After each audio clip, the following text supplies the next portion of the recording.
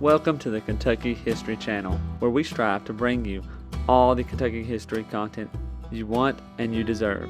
Kentucky is a part of all of us, and we plan on covering all the history we can, from Pike County to Fulton County, from Louisville to Harlan.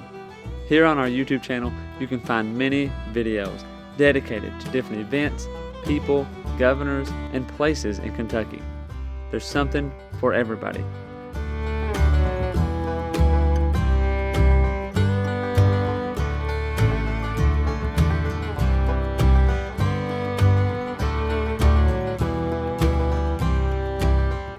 While you're here, if you like the channel, hit the subscribe button and the notification button so you get notified anytime new Kentucky history is available.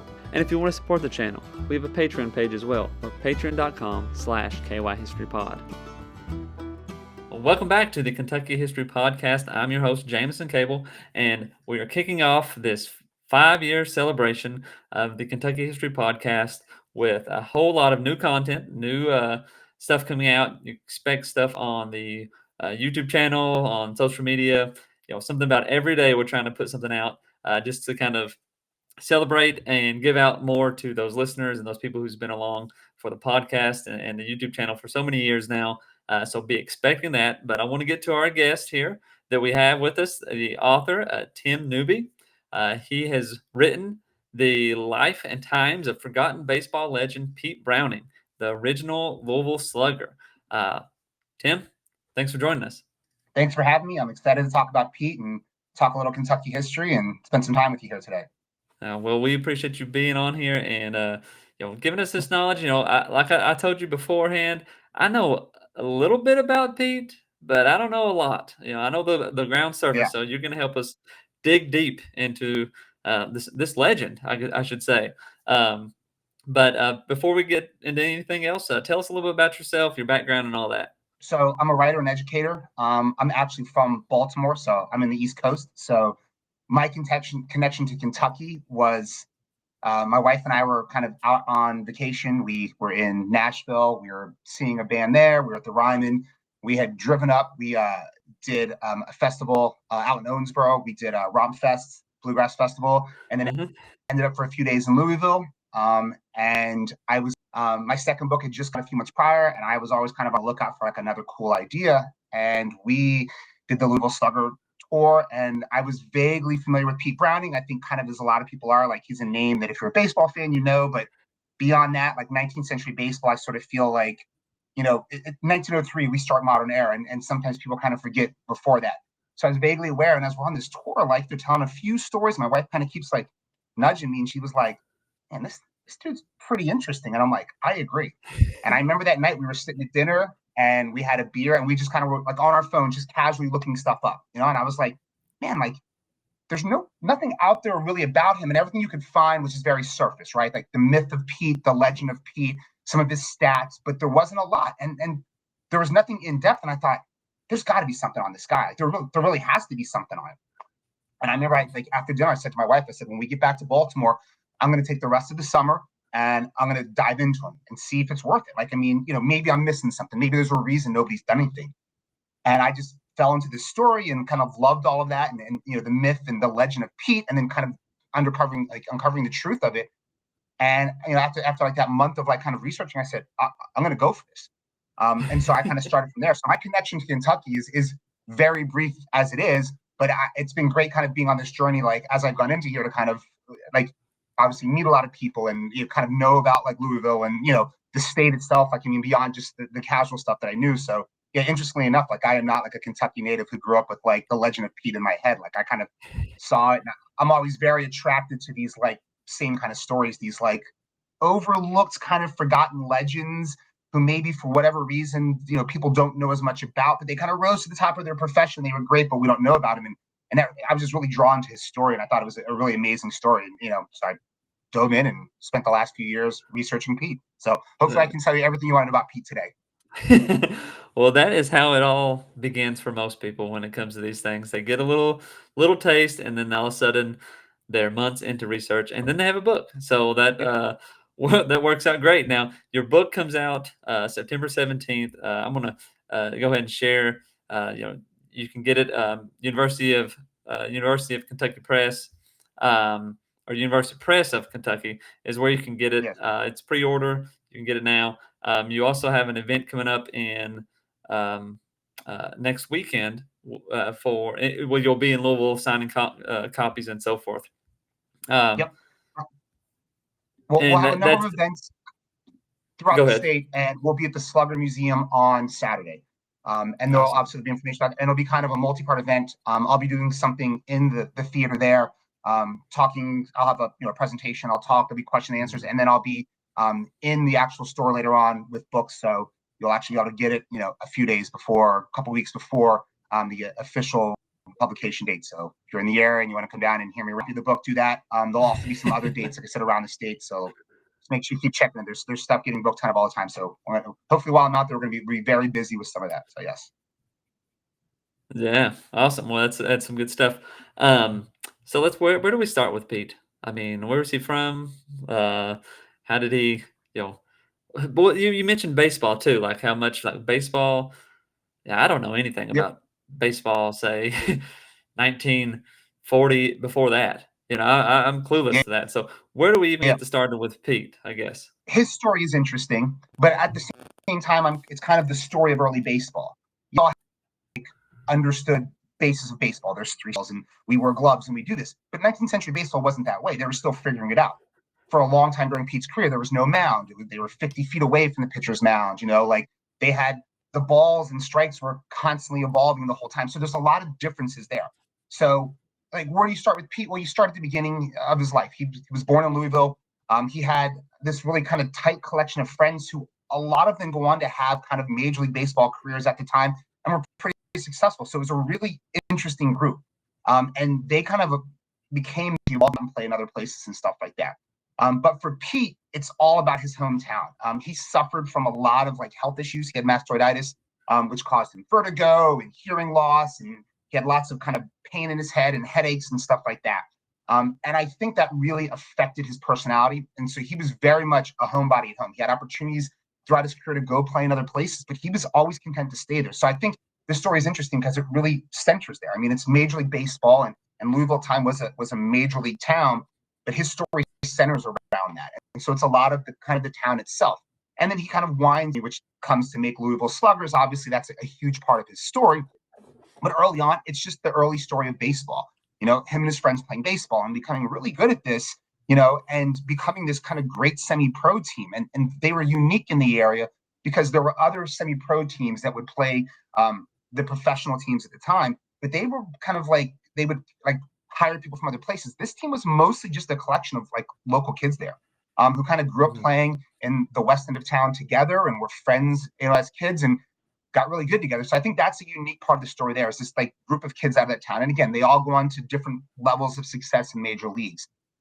Pete kind of becomes probably the biggest and most famous. And, he's one of those ones who, if you get into the baseball side of it, it's his story is he a Hall of Famer? Should he be a Hall of Famer? And there's people well above my pay grade who can say, yes, he is. And I'll tell you my opinion for what it's worth. But like people will look at stats and numbers and tell you, well, it should be, and we're going to look at this. I put it out there and say, here's what I think.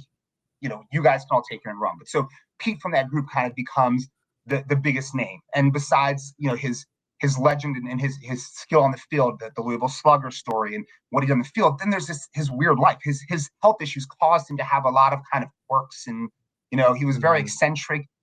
But it all ties back in his health history. I mean, he drank a lot, right? And he did a lot of weird things to improve his hitting and stuff like that. So like his story is this wide-ranging story, but at the core of it, it's Pete in Louisville and his life. I mean, that's the core of the story. But then it's these weird things, how he tried to like self-medicate with alcohol, but then also with things like pouring buttermilk in his eyes because they were pain. They had pain in his eyes, or like doing things like drinking weird concoctions because he said it's going to help his hitting. And it sounds odd, but when you break it down, maybe he had a reason for it. He kind of had limited education. So it's that story. And then it's also kind of at the same time on the same track, the story of 19th century baseball and what's happening and how things were changing and how different the game was. So I think if you like baseball but don't know 19th century baseball and don't know Pete, you can still dig this book because it's cool. You're like, oh my God, like they used to throw like almost underhand. I didn't know that. Like pitchers did that. They couldn't have their hand above their shoulder when they released the ball, and and the changes, and his was important too because he kind of helped change the idea of equipment. He started saying, well, we can have bats that are going to be, we're going to use, and it's going to be, we're going to take care of it, as opposed to like just grab one off the pile and go swing it and see what happens. So his story is this wide-ranging kind of thing, but at its core, it comes back to Louisville, and that's where it starts with him and his friends here. So that was a wide-ranging, answer to your question of where does it start. In the beginning, it starts kind of back there. Yeah. Well, so just I got a lot of questions now. So I'll start. Whenever you look at, Pete, well, what's the biggest changes of the game? I guess because I'm thinking baseball, the Reds, that's obviously the biggest, most popular team in Kentucky. Everybody goes watches the Reds. Chris Sabo, all these players and stuff comes to my mind. But as far as I know, not a lot's changed in baseball over the past my lifetime. So what was different 100 some years ago? So during this time period, let's figure he starts playing professionally in 1882. They had the National League prior to that. So let's take like that 25 years up until like 1900. You find the development of the pitching mound, which you didn't have before that. Before you had a box, and the pitcher just had to release the ball within that box, and that was at a shorter distance than the current pitching mound. So you see that. Obviously, rosters were much shorter. You might not just went to a game with 10 guys, so there wasn't this like conveyor belt of pitchers. You know what I mean? If your pitcher was having a rough day, the only thing you could do is maybe switch with somebody in the field, but there wasn't. Okay, after the 6th inning, we're going to bring in our 7th inning guy and our 8th. So there was those types of changes. There was change even in things like I said, like balls and strikes. They were still kind of working that out. I mean, the idea was there, but there's a time when it's 5 balls and 6 balls and 7 balls for walks. So that's constantly evolving and changing through there. They had one season when walks were counted as hits. So they've eventually gone back and refigured the stats by taking the walks out. But it led to some interesting stat lines. Pete had batted 1,000 on one day, but never recorded a hit. He got a walk, right? Was hit by a pitch. Yeah. So he never got a hit, but batted 1,000 that day. So there's interesting quirks. Equipment, gloves weren't common at the time. For some, it was thought unmanly to wear gloves. So you see that a slow development of gloves at the time. You see, and Pete kind of is part of this, the development of bats. Before that, bats were just kind of an afterthought. Guys were swinging whatever they could kind of find. When they broke, they nailed them or did whatever they had to do to put them back together. And Pete kind of said, well, wait a minute, like this is the tools of my trade. And he really got into it. He used to carry a large collection of bats with him. And he believed, well, I got a pitcher who throws really fast, I'm going to swing maybe a lighter bat. And, a guy who throws, a breaking ball, I'm going to use a heavier bat or whatever it was. And he had these different ideas. So you see the development of equipment like that.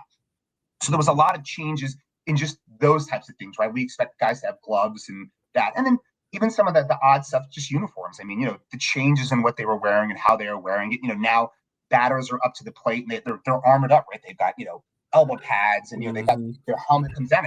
I mean, they can lean over the plate. Well, back then, guys had a cloth hat and, a jersey, and that was it. So there's those types of changes, but you don't think how that changed. I mean, if you're armored up, you feel a lot more invincible, stepping into a pitch as opposed when you don't. So there's those things. They often only used one ball throughout the game. So think about this ball that wasn't made as well as they are now. Now they switch a ball like every time somebody looks at it wrong. There's one pitch that's a dirt, like can't use it. They use the same ball every game. So by the 8th inning, it was like a pile of like mush. It's all beat up. And so think about how hard it is to hit that ball. Fields were different. They weren't as manicured and taken care of. Some of the fields had no fences, or those fences were way out there. So there was a difference. I mean, there wasn't as much kind of the things that we take for granted. I mean, there still was base pass and there was those things, and the game was still basically the same. But those kind of changes are that we're used to seeing. So there was a lot of changes within that, and even things like how players went from team to team, and there was constantly evolving leagues and different kind of teams and stuff like that. So it's just it's like baseball figuring itself out, to what we all recognize and going, oh, I get that, but it's all everything before that, it's just completely different. Yeah, well, so we could very easily say that Pete was a pioneer of the bat, Sure. right? Yeah. How does he get the name of the original Louisville Slugger? Is that just because of the bat So there was fixation and stuff? Or? Well, so that the Hilton Brasby takes the name from him. There was an article towards the end of his career that referred to him as the Louisville Slugger, and throughout his career, he had a bunch of names. Some were really simple, Old Pete, the Warhorse, stuff like that. A lot of them related to his drinking, Brown Jug Pete, right? Red Light Pete. So a lot of them kind of went with that. But the Louisville Slugger was used in an article towards the end of his career. And Hillich and Bradsby ends up using that kind of on their bats. And there's some advertising that comes out when they kind of sort of start mentioning that, like in the 20th century.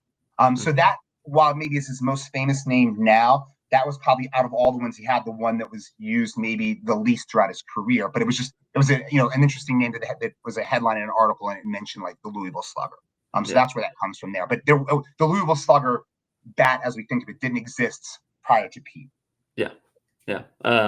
So Pete, as far as baseball, he was a home run hitter. He hit dingers, right? He was. Well, so he hit far, but it was a different game at the time. So he finished second one year with 9 home runs. So we're not thinking of the same number of home runs that guys hit. The fields were different. The game was a little bit different. That the fields were further, or there was no field there. So he hit the ball hard. He hit it really hard.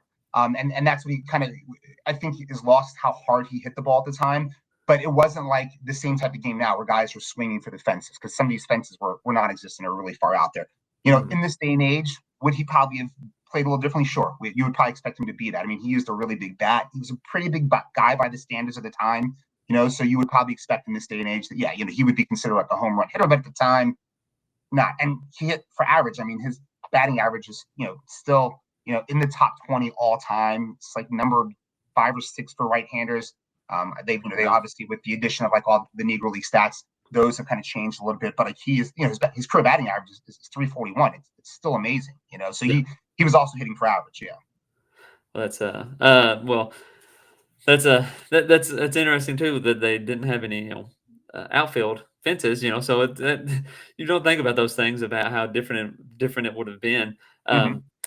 So with the off the field stuff, that stuff can get a little bit more candid.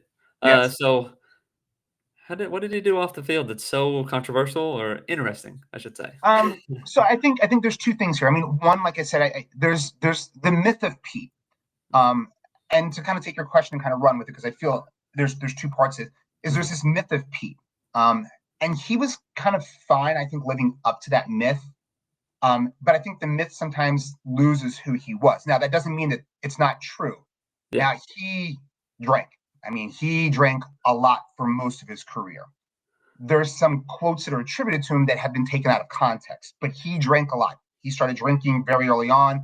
The legend is he discovered at a game when he was a teenager. They had placed like a keg at third base, and anybody who hit a triple was welcome to a glass. So that's one of the legends of it there. Yeah. More likely, the real reason is he realized it was a way to ease the pain of his head. But it wasn't uncommon for baseball players at the time. He drank a lot, before games, during games, after games. He regularly played games very drunk. So there's a bit of a question too, like how good could he have been if he wasn't? But there was a lot of players doing it. He was an anomaly for that. He was just known even more so for his drinking, and he also would live up to it. He would talk and make these quotes about that. Like, he has this famous quote where he talks about, well, here's how I really hit the ball. Is I knew that if I, would hit the ball really far, or I would, if I'd get a triple, like, what I mean? Like, I was going to reward myself with some tonsil varnish, you know what I mean? So I could just taste it on there, and that's what motivated me. So he had that. He eventually does stop drinking. How much he completely stops, I mean, we'll never truly know. But he definitely, towards the end of his career, makes a very concerted effort to stop. But that legend is out there, and he has some quotes, like I said, like, I can't hit until I hit the bottle, which wasn't exactly what he said, but that's a lot more interesting, right? Oh, I can't hit the ball until I hit the bottle. And so there's those types of quotes like that kind of have taken out of context. Now, again, did he drink a lot? Did he play drunk? Did he have a lot of instances? Sure. Did teams suspend him for multiple stretches at a time? Absolutely. That's all completely true. The other side of it is he also had all these weird quirks. And again, all of it, to me, ties back to his health issues, the drinking, but then these quirks. So he was a man of limited education. Now, again, I mean, he dropped out in high school, where that may be about the finish point, even where he was at for most people of that age. But he was generally thought of as illiterate. It seems to be he had some level of reading and could read, but he was fine living up to that kind of myth. But he also used to do things to soothe the pain. So again, He had mastoiditis, which is an issue with ears in your inner ear. So he had vertigo. It caused swelling, which caused his eyes to hurt. He had headaches all the time. So he would do things to try and alleviate that pain. So like I said, he would pour buttermilk into his eyes. Oh, He would gosh. drink weird concoctions in the belief that it would help them. He would do things like when it rained, he would stand with his eyes looking up to wash them out. When he smoked cigarettes, he would like blow the smoke out in hopes it would go in his eyes. So he did all these things. And he's probably just trying to find a way to ease the pain in these eyes that are swollen. And, so it sounds goofy, but if you look at it through his lens, that's why. But they just piled up these things that he did, and then it kind of gets, well, where's the was true or not? And he was also very boisterous. And again, there's enough story that he may have kind of actually been a shy guy. So this boisterous may have come from two things. One, if you can't hear what other people are talking about, the only conversation you can be confident in is you, right? Like if I don't hear what you're saying, I can just turn the conversation on to me and we can talk about myself, because I can just sit and be like, look, I'm the champion bat of the American Association and everything. Do that. I can't hear what you're saying. And Pete wasn't even his name. Pete was a nickname he gave to everybody when he was younger, because he would call everybody's name because he couldn't hear their name. So he just called everybody Pete, and eventually the nickname applied to him. His name is actually Louis. But so wow. there's all those things like that are just, I think when you hear it, it makes it sound crazier. But when you stop and boil it down, you go, well, maybe there's a reason to it. I mean, a man with limited education, health issues, in the 19th century, sure, it makes sense. We don't know what to do. He had no internet to go Google the answer or go to WebMD to try and figure out what to do. So there's all those things that build up this myth of Pete. And I think Pete was very happy to have that myth. I think he truly fell into the group of no press is bad press, and sometimes I think there'd be a story and he'd be happy just to sure, say that, there's a famous story of, after he retired, they were talking about the start of the Spanish-American War, and the USS Brooklyn had been hit, by 28 times. And he goes, who was on the mounts? I would have loved to got my lamps on that guy and try to get a couple of dingers out of there. Now, he may or may have not known what they were talking about, but once they take that story and tell it off, it becomes a story of this weird guy who confuses the USS Brooklyn for the Brooklyn team. So there's things like that. And, we'll never truly completely know where he was, I have a good thing, and I try and present that story. I think he lands and all that, but it's that myth, it's that legend of him, and that's kind of all the off the field stuff that they combine to that crazy baseball story that we were just talking about. Yeah, and you looking back at history, you think, oh, I mean, pouring buttermilk in your eyes, I have no idea why anybody would do that. However, other crazy things in the late 19th century, they also thought that you could shoot cannonballs at tornadoes and stop a tornado. That obviously is not how it works. Yeah. But those crazy kind of technology things or remedies and stuff, and sometimes some of those remedies Well, if you think about will work, but we forget about those, and it sounds crazy, but for the time, it's not really as wild, I guess. there was probably an instant soothing relief of pouring that in his eyes. And it's funny, I actually talked to an eye doctor about that and said, well, would this have done anything? Because actually drinking it would have given him more benefit because of the stuff in buttermilk. He goes, he was at risk for an infection or something like that by pouring it into his eyes, So, but there probably was a soothing factor for it. Yeah. Baffling. But anyway, now you talked about how, if you Google Pete Browning, you're going to find the base surface stuff. So you took it deeper though. What were the biggest things that you were able to find out more information about him? I think the biggest thing, and it was kind of my goal heading in, was trying to find where the line for the myth of Pete and the truth is. And so because Pete didn't write, he didn't leave journals, there weren't letters, it's not like I got him was able to just go, oh, here's what Pete, right? I didn't have a journal that he had. So a lot of it was trying to find the stories, there's the legend of it, and then tracing it back through newspaper articles and stories and trying to find where the story actually originated from. So it was kind of dispelling some of those myths, some of the quotes he said, some of the things he did, and finding where the truth actually was. Or going, yes, that's exactly what he did. But seeing how these myths kind of evolve and how these weird stories evolve. So it was really mostly through kind of articles. And there was a lot of sports reporting at the time. And a lot of times I found some of the best of it wasn't in Louisville at the time, because in Louisville they were happy to kind of talk about him in glowing terms and stuff like that, whereas other cities were very happy to sometimes to kind of dispel that myth a little bit. And it'd be the same story, but you would see an added paragraph at the end of it that would say, and there's this or whatever. So it was those types of things that I think was really interesting. Yeah, and just newspapers. What did you newspaper.com or A whole lot. Yeah, I mean, newspaper.com, ancestry.com. I mean, and that's, I think, one thing which is great now is our access to that. I mean, I remember doing like my senior research in college and literally going to archives and using microfilm and microfiche and scrolling through like that. I mean, the ability we have to search back now, I think it's made research. There's more to it, right? We can be sure, because we don't just have to look at one newspaper. We can look at a lot more. It's easier to look at that. I think that's an amazing thing that we do have access to in the States, all those different types of archives. And there was other places where I had to go to get certain newspapers that weren't available there, different libraries and stuff like that. I went to the Baseball Hall of Fame, was able to look at like some old letters and those types of things. So it was a lot of that. I mean, papers were the biggest source for a lot of it, but that by no stretch of the imagination is the only source. Mm-hmm, mm-hmm. Now I'm gonna give you a question. This is a deep one.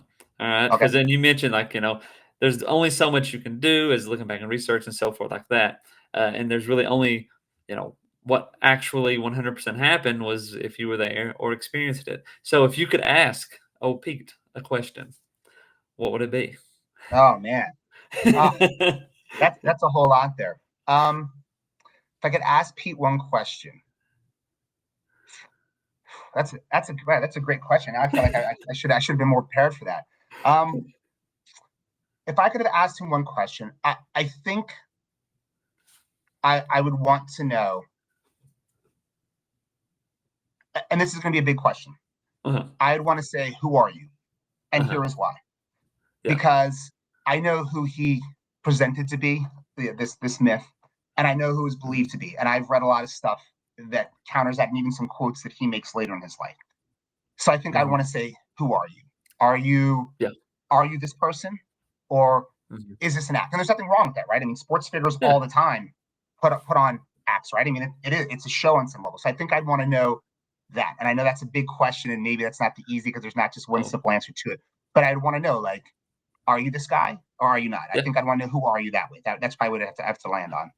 Yeah, well, I mean that's a good answer, because if I was to say like Daniel Boone, that would be almost the same. Are you really this legendary guy? Yes. Or did you just look up and get the autobiography written for you, so now everybody knows you instead of other frontiersmen? So that's pretty good. So as he lives in Louisville his whole life pretty much, and he lived with his mom most of his life too. Yes. Wow. Yeah. So well, as his career goes later in life, what happens? So he plays in Louisville most of his life.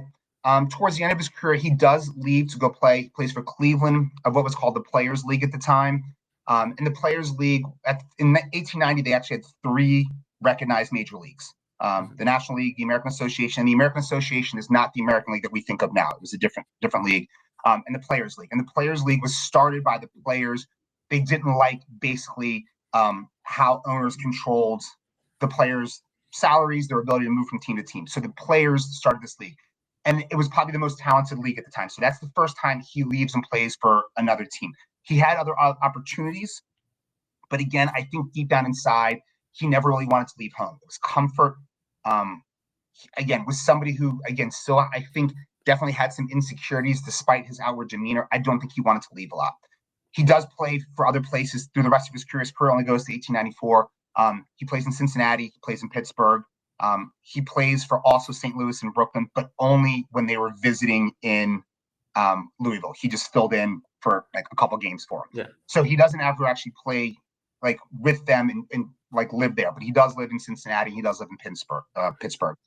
So he kind of, through the end of his career, he does that. He plays in the National League starting in 1891. His first year in the National League, he finishes 3rd in the batting title, and he had kind of started off the year really, really rough. And the interesting thing about that is he had won 2 batting titles in the American Association. He won a batting title in the Players League. And if he would have won a batting title in 1891, he'd be the first and the only player who could ever do it to have won a batting title in 3 major leagues, right? Because guys right now can win one in the American League and National League, but there's no other third league. He would have been the only guy who on his resume could say won a batting title in 3 major leagues. Wow. But so his career kind of dies out. I think towards the end of his career, his health issues really start taking over, and I don't think it's recognized how much of an issue he had. He kind of starts talking about some things that he does. He starts stopping balls with his feet, which again sounds like a crazy story, but let's think about it. If you have vertigo and you bend over to pick up a ground ball, you're going to lose your balance. So I think it's understood. And he starts doing things like he would play in the outfield, and he would stand. There were some trees lining the outfield, and he stood in the shade because the heat really just made him feel worse. And the coach would say, "Hey, can you please move over here?" And he'd be like, "I can," but he goes, "If I'm out there and I'm hot, I'm not going to be able to swing the bat as well as I could. So I'm going to just go back here and stand in the shade, and other guys can go get the ball. I'm going to stand over here." So his career from 1890 to 1894 really winds down quickly, and that's kind of another knock on its kind of Hall of Fame candidacies. It's a pretty brief career in the grand scheme of things. 1882, 1894. It's pretty brief. Mm-hmm. I don't think it's really recognized how much his health issues, especially towards the end of his career, really played into that. It's interesting in this day and age, he probably would have been a fabulous DH. He could have made a living forever. And even after he stopped playing in 1894, he did play in some of like the different like leagues, minor leagues throughout kind of the area, though nothing really ever stuck. And he had approached some teams about wanting to be, just a special hitter. Just let me go out there and just hit and do that. And they didn't have it, obviously, a DH at the time. But his career kind of winds down pretty quickly from there. He ends up obviously back in Louisville, tries a bunch of different jobs. He seems to have done pretty good with his money, that he never, like when he lived with his mom, his parents were fairly wealthy. His dad was like a merchant, died when he was a teenager, but it seems his family still maintained that wealth. And it seemed Pete never was hurting for money, that he always did pretty good, I'm sure, because he was living at home and there were those types of things like that.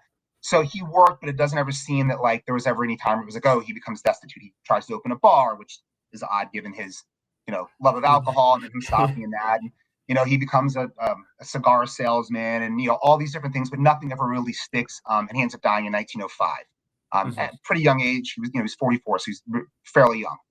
Yeah. Well, and that is interesting because you think of it, it's just such a different, culture at the time. Like now, gosh, you play a few years in the major leagues, you've made some pretty good money.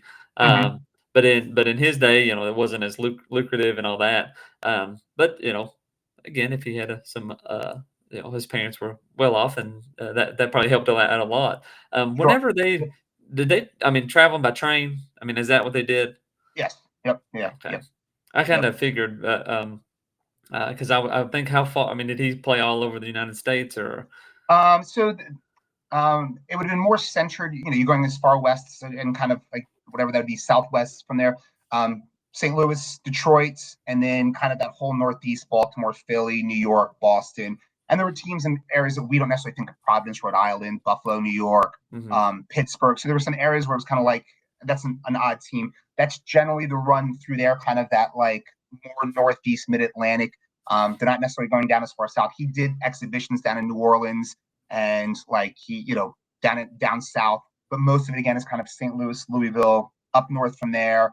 Chicago, might be maybe as far west as we're going. Detroit, so it's kind of that like Northeast block of the country up over there. Yeah. Well, and that's it's interesting too, because I didn't know that he stayed in Louisville his whole life. I kind of assumed, and probably modern day culture thinking, well, he probably got to start in Louisville and then he went to another club or a team and so forth. But it is pretty fascinating that he primarily played in Louisville.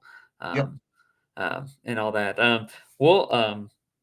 You also have a Twitter account or an X account, right? For Yes. Pete. Tell us a bit how people can connect to you and all that kind of stuff. So I have my kind of author Twitter account, which you can find at Tim Newby.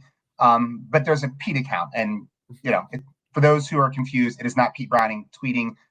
When I started this book, I kind of started it as him, and it was a fun way to kind of get into his voice. And it's fun. It's a way to talk about 19th century baseball, and a lot of it's a day this day in Pete's history kind of stuff, and then it's a glimpse back to 19th century baseball. So the Pete Brown account was kind of a fun one to start. It's kind of taken off. It's been kind of fun and interesting to kind of keep that going and engaging with people. And I feel people more engaged with that than they do with me, which is fine. Like, you know what I mean? So it's been a really kind of fun way. And then you can obviously find me on all the other socials, you know, Instagram and Facebook and Threads and all that kind of stuff out there. But yeah, the Pete account is if you want some fun baseball daily stuff, it's a great kind of place to go. At least I think it's great, and the people who engage with it think it's great as well. So Well, so again, let's go over some of the events, what you got going on here in the fall, when the book comes out and all that. yep. So that first week in September, I'll be out in Louisville. We'll be doing signings kind of throughout Kentucky, Cincinnati possibly. That Saturday the 7th, we'll be at the Slugger Museum. September 19th at my hometown of Baltimore.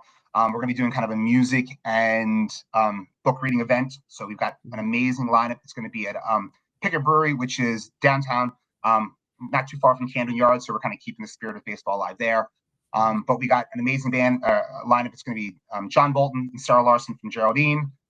We've got Ryan Rogers from Dirty Grass Players, and Greg Garrison from Leftover Salmon, and Danny Stewart from Country Current.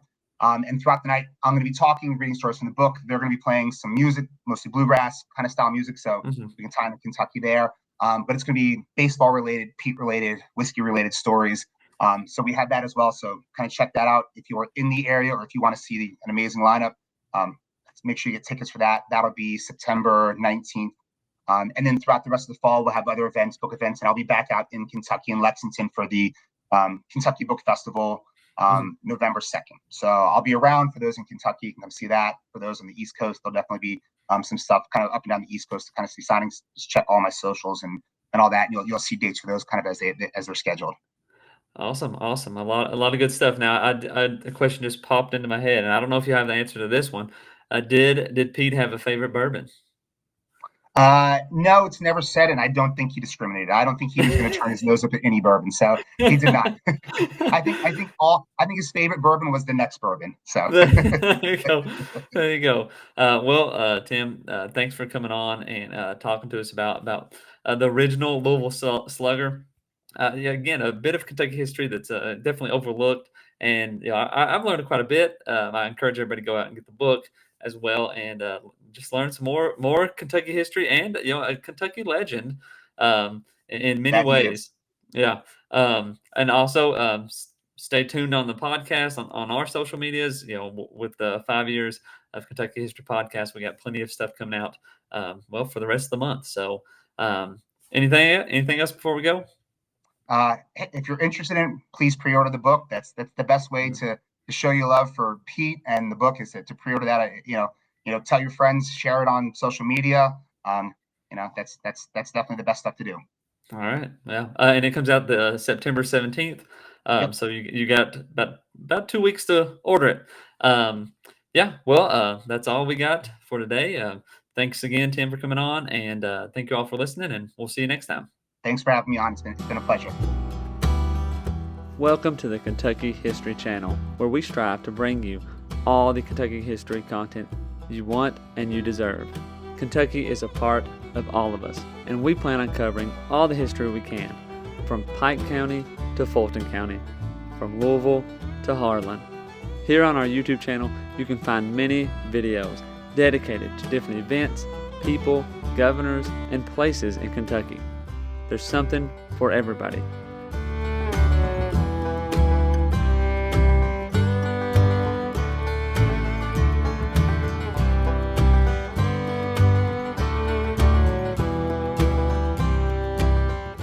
While you're here, if you like the channel, hit the subscribe button and the notification button so you get notified anytime new Kentucky history is available. And if you want to support the channel, we have a Patreon page as well, or patreon.com/KYHistoryPod. You've probably heard about Daniel Boone, but what about the rest of the frontiersmen who came to Kentucky and settled? That's what we want to bring to the Kentucky History Channel. The stories of the untold, the stories of those forgotten. One thing to expect on our channel is great Kentucky content. Some stories that you've never heard of. The Night Riders, who began in western Kentucky.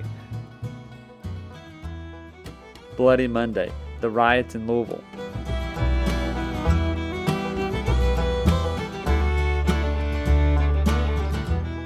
the assassination of Governor Goebel, the only governor ever assassinated in the United States. Stories from all over Kentucky, stories that are unforgettable once you've heard them. You can find out who counties in Kentucky are named after and how your county got started. From beginning to end, we plan to document every county in Kentucky, all 120. Reach out to us on all of our social media platforms, Twitter, Facebook, and Instagram. And also leave a comment on one of our YouTube videos. You can also check out our podcast episodes. You can subscribe to our podcast on Apple Podcasts, Spotify, iHeartRadio, and many more.